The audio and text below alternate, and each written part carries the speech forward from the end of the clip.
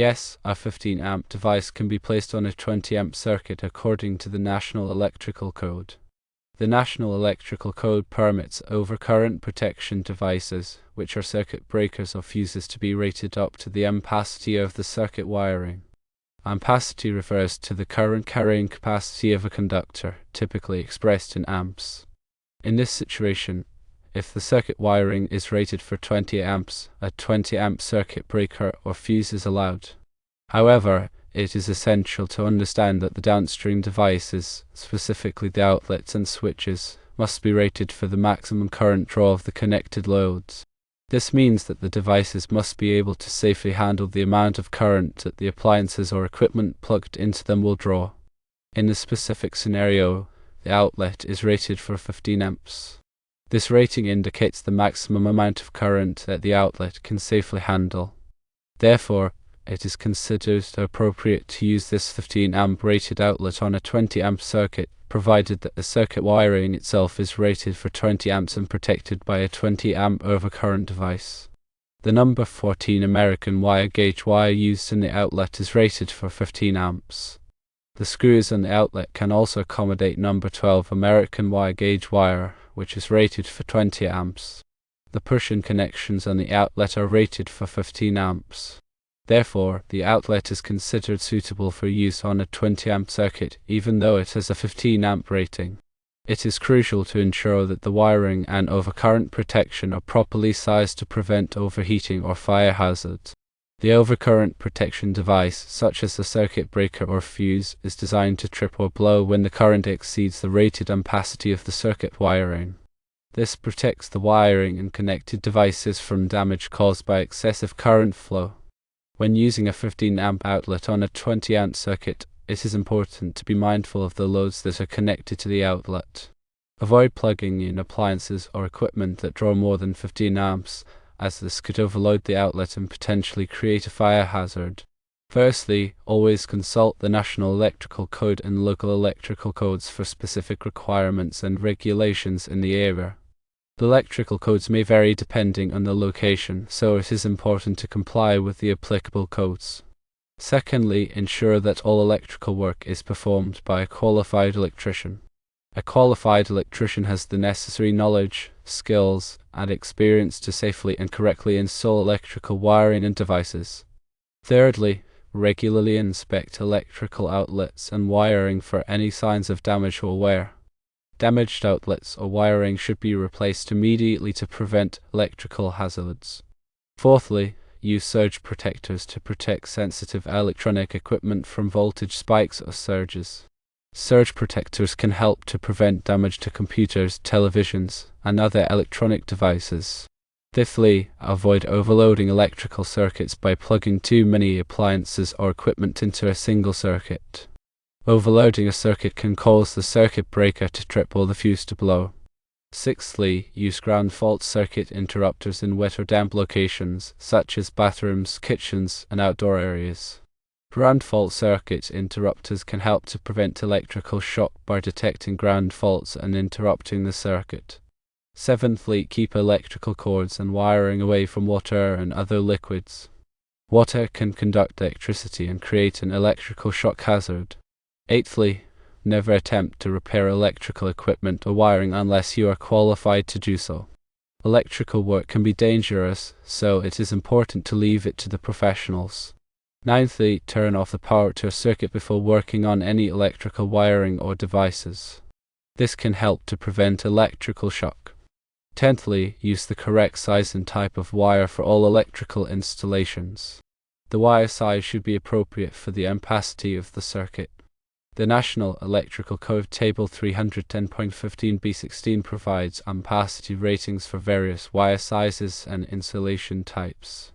For example, number 14 American wire gauge copper wire with type THHN insulation has an ampacity of 15 amps at 90 degrees Celsius.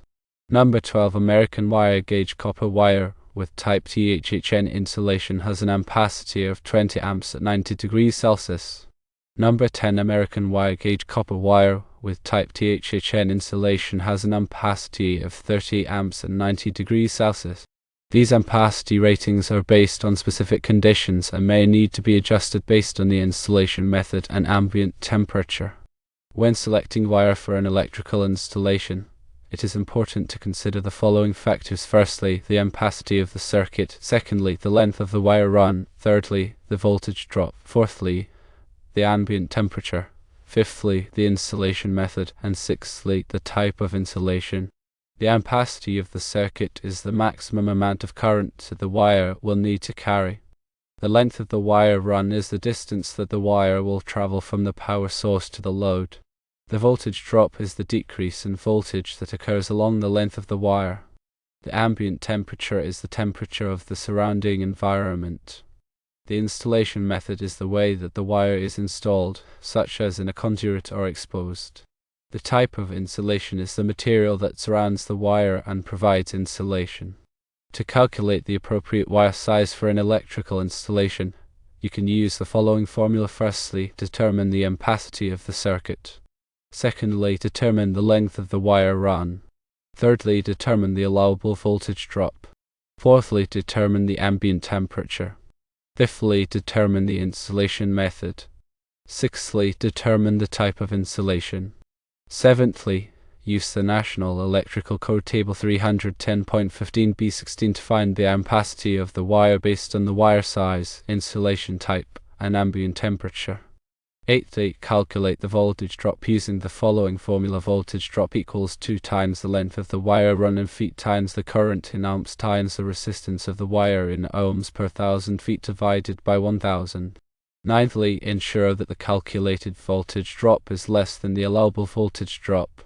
Tenthly, select the wire size that has an ampacity that is greater than or equal to the ampacity of the circuit and that has a voltage drop that is less than the allowable voltage drop. The National Electrical Code Section 210.21b states that a single receptacle connected to a branch circuit shall not have an ampere rating less than that of the branch circuit. This means that if you have a 20 amp circuit, you cannot install a single 15 amp receptacle on that circuit. However, the National Electrical Code Section 210.21b3 states that where 2 or more receptacles are installed on a branch circuit, the ampere rating of each receptacle shall not be less than the rating of the branch circuit. This means that if you have a 20 amp circuit with 2 or more receptacles, you can install 15 amp receptacles on that circuit. The total load connected to the receptacles must not exceed the rating of the branch circuit.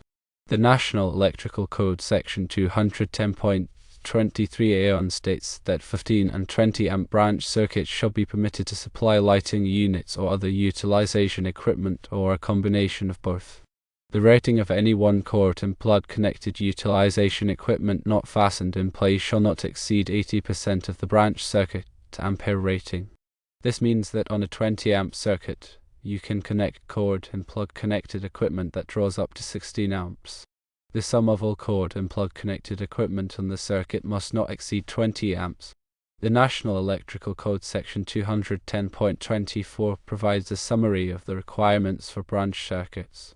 This table specifies the minimum size conductors, the maximum overcurrent protection, and the maximum load for various branch circuit ratings.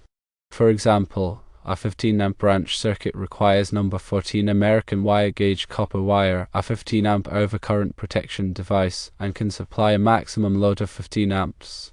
A 20 amp branch circuit requires number 12 American wire gauge copper wire, a 20 amp overcurrent protection device, and can supply a maximum load of 20 amps. It is essential to follow these guidelines to ensure electrical safety and code compliance.